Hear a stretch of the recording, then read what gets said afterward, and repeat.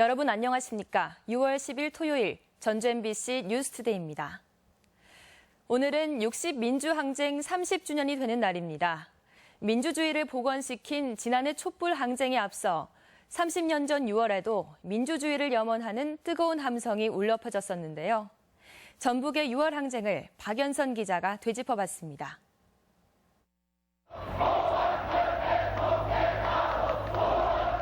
전두환 정권의 4.13 호원 철폐를 요구하는 시위대의 거친 함성이 전주 팔달로 일대를 가득 메웁니다. 대학생 박종철 군에 이어 6월 9일 이한열 군이 최루탄에 피격되면서 민주주의 쟁취를 위한 시위 물결은 도내에서도 걷잡을 수 없이 확산됩니다. 6월 22일부터 28일까지 진행된 민주화 실천 기간에는 전주와 익산, 군산 등지에서 연일 대규모 집회와 가두 시위가 이어졌고 국민평화대행진이 열린 26일에는 10만 명의 시민이 참여해 대통령 직선제를 골자로 하는 6.29 선언을 이끌어내는데 큰 역할을 했습니다. 시민들이 너나 나 할 거 없이 다 매일 오후 6시면 관통로 사거리에 모이는 거예요. 그럼 관통로 사거리는 그냥 해방구처럼. 국민들이 거둔 승리의 기억은 시대를 넘어 지난해 촛불 집회와 올 초 정권 교체의 큰 동력으로 이어졌습니다. 달라진 건 시민들이 어느 때보다 평화로운 모습으로 민주주의의 참 의미를 실천했다는 점입니다. 30년 전에 우리가 겪었던 커다란 역사적인 경험을 통해서 이번 촛불 혁명을 정말 성과 있는 어떤 민주주의 계기로 만들어내는 것 같고요.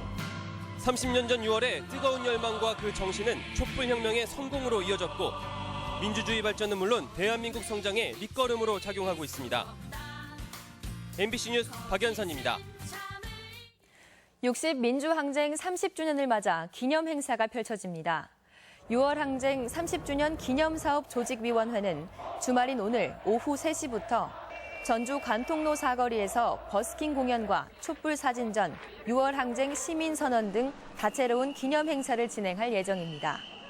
조직위는 이 자리에서 6월 항쟁과 촛불 혁명으로 이어지는 시민의 힘을 재조명하고 더 큰 민주주의로의 발전을 모색한다는 방침입니다. 휴대폰을 개통시킬 때 대부분 신분증을 맡기는데요.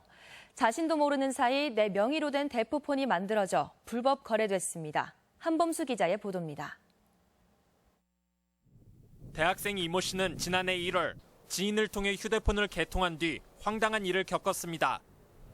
자신이 가입하지 않은 통신사로부터 매달 3만 원가량 요금 청구서가 날아왔기 때문입니다. 뒤늦게 알아보니 자신의 명의로 된 휴대폰이 하나 더 있었습니다. 계속 돈 빠져나가고 막 너무 많은 돈 내라고 하고 그러니까 진짜 이거 어떻게 해야 되나 빨리 알바라도 해서 돈 내야 되나. 휴대폰 판매원 22살 김모 씨가 이 씨의 신분증 정보를 도용해 휴대폰을 개통시킨 뒤 대포폰으로 판매한 것입니다. 이와 같이 김 씨가 주인 몰래 만든 휴대폰은 20여 대, 대부분 대포폰으로 판매하거나 소액 결제에 활용했습니다. 피해자들은 범행이 일어나고도 한참 동안 이상한 점을 눈치챌 수 없었습니다. 한 달 정도 후에 요금이 부과되거나 소액결제 요금 통지서를 받게 됩니다. 이러한 사실을 피의자는 알고 있었기 때문에 피해자를 충분히 속일 수 있는. 김 씨가 피해자들 몰래 지난 7개월간 벌어들인 금액은 8천만 원이 넘습니다. 지난해까진 신분증 사본만으로도 휴대폰 개통이 가능했는데 이렇게 허술한 개인정보 관리가 범행을 부추기는 요인이 됐습니다. 옛날이라고 하면은 있을 수는 있죠, 당연히. 그때는 뭐 신분증 스캔하는 이걸 안 줬고 원본 스캔하라고 이제 강요만 하는 것 뿐이지. 경찰은 김 씨를 사기 혐의로 구속하는 한편 유사한 피해 사례가 더 있을 것으로 보고 수사를 확대할 방침입니다. MBC 뉴스 한범수입니다. 사건 발생 17년 만에 무죄가 확정된 삼례 3인조 강도치사 사건 당사자들이 국가로부터 10억 원을 받게 됐습니다. 전주지방법원은 어제 억울한 옥살이를 한 임명선, 최대열, 강인구 씨 등 3명에게 형사보상법에 따라 모두 10억여 원을 보상하기로 결정했습니다. 이들은 지난 1999년 삼례의 한 슈퍼에서 70대 할머니를 숨지게 한 혐의로 복역했지만 경찰의 강압 수사가 밝혀지면서 재심을 청구했고 지난해 무죄가 입증됐습니다. AI에 감염된 농가들 모두 군산 서수의 오골계 농장과 직접 관련이 있는 것으로 드러났습니다. 방역당국은 대형 농장으로 번지지 않도록 토종닭은 신속히 도태시키거나 수매에 응해줄 것을 당부했습니다. 유룡 기자의 보도입니다. 지난 6일 전 도민 대상 긴급 재난 문자가 발송된 이후 접수된 신고는 모두 167건. 현장 확인 결과 지금까지 19개 농가에서 AI가 검출됐는데 모두 군산 서수 오골계 농장과 연관된 것으로 드러났습니다.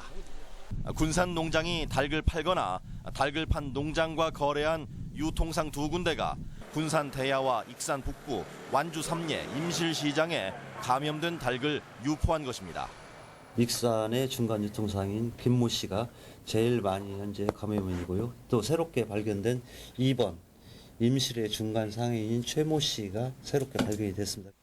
전국적으로 퍼져간 AI 역시 모두 군산과 관련 있는 것으로 드러났습니다.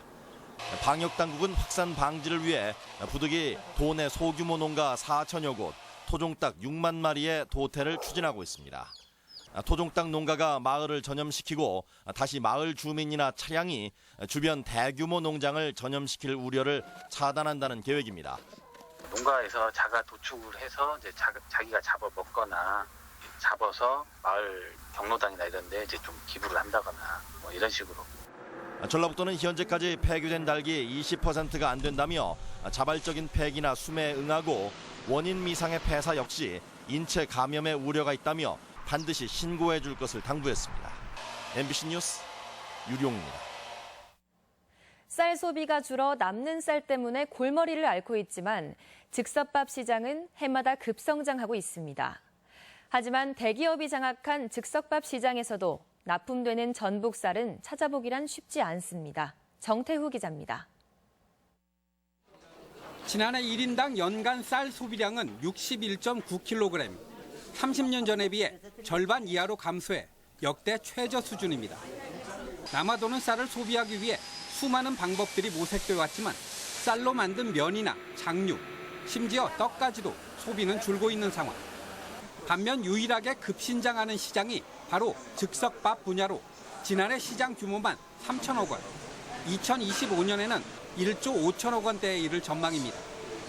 특히 최근에는 컵밥과 도시락 등 다양한 가공밥으로 외형을 확대하면서 1인 가구와 젊은 층 수요를 자극하고 있습니다. 특정 시기에만 집중되었던 어떤 그런 효과를 넘어서서 이제는 전반적으로 또 어떤 계절 수요와 관계없이 아주 큰 폭으로 성장을 이루고 있다고 보여집니다. 현재 즉석밥 시장은 90% 이상을 CJ와 오뚜기가 장악했는데 그동안 경기와 충청, 경상도 쌀 위주로 공급받아 왔습니다.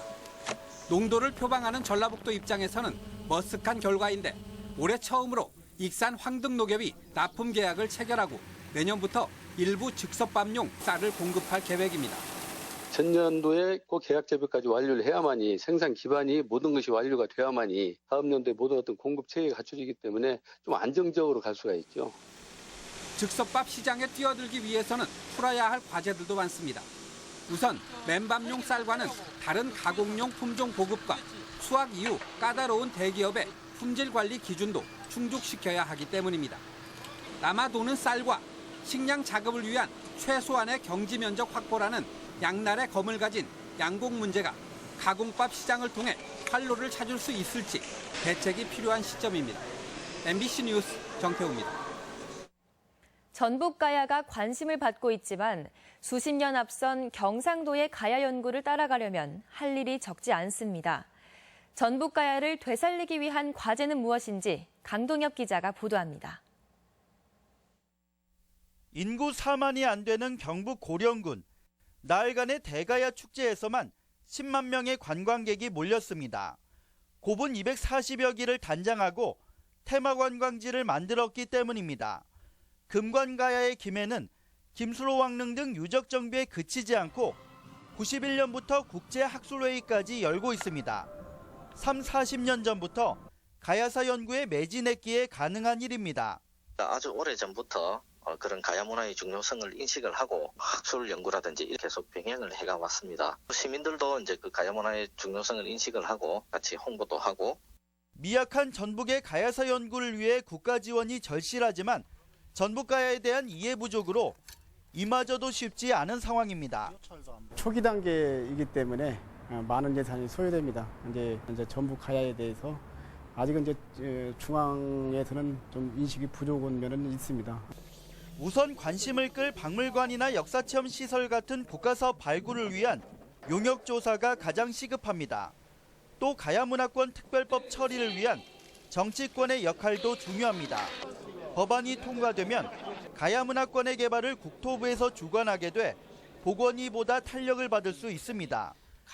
여기에 학술대회 개최와 지역 설명회를 통한 시민들의 인식 전환도 필요합니다. 학술적으로 뒷받침할 수 있는 연구를 저희들이 할 예정이고요. 기타 가야사를 선양할 수 있는 사업을 적극 발굴해서 중앙부처, 특히 문체부나 기재부 중심으로 해서 반영 작업을 노력을 할 예정이고, 첫걸음을 내디딘 전북가야가 지자체와 정치권, 시민들의 노력으로 새 정부에서 새로운 전기를 마련할 수 있을지 기대가 모아집니다.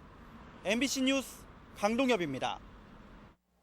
정부가 새만금 개발 속도전을 예고한 가운데 내부 수질이 2020년 목표치를 달성할 수 있을지 논란이 커지고 있습니다. 오늘 잠시 후 방송될 전주 MBC 시사토론에서는 새만금 내부 호수의 수질 문제를 진단하고 대안으로 부각되는 해수 유통과 조력 발전 방안에 대해 전문가들의 열띤 토론 내용을 방송합니다. 많은 시청 바랍니다. 다음은 우리 지역 행사와 문화 소식입니다. 들녘의 소리를 재현한 순창 농요 금과 들소리 공연이 내일 순창군 금과 들소리 전수관에서 펼쳐집니다. 일제강점기 서민의 삶과 애환을 담은 연극이 오늘부터 매주 토요일 군산 근대역사박물관에서 공연됩니다.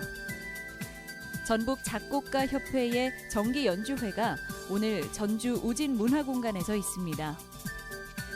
국민민속국악원의 토요 국악 초대석 풍류 마루가 오늘 임재현의 가야금 병창의 무대로 꾸며집니다. 제12회 전주국제영화제 상영작인 미국의 바람과 불이 오늘 전주 디지털 독립영화관에서 무료 상영됩니다. 전주시는 오늘 객사 앞 충경로에서 차 없는 사람의 거리 문화 행사를 진행합니다. 한복 입는 문화를 확산시키기 위해 오늘 전주역 앞 첫 마중길에서 한복 패션쇼 등 한복 진흥 행사가 열립니다. 30주년을 맞이하는 6월 항쟁 기념 행사가 오늘 전주 관통로 사거리 일대에서 열립니다. 제4회 전국 품바왕 명인전이 오늘 전주 풍남문 광장에서 펼쳐집니다. 전라북도 교육청은 내일 강당에서 전북권 5개 대학 입시 정보 설명회를 갖습니다. 전북권 날씨입니다. 주말인 오늘 전라북도 지방은 구름 많고 낮 동안 덥겠으며 밤부터 내일 새벽 사이에는 빗방울이 떨어지는 곳이 있겠습니다. 낮 최고 기온은 전주 27도, 군산 25도 등 24도에서 27도의 분포로 어제보다 조금 낮겠습니다. 바다의 물결은 서해남부 전 해상에서 0.5m로 일겠고 안개가 짙게 끼는 곳이 있겠습니다. 전주 MBC 뉴스투데이를 마칩니다. 고맙습니다.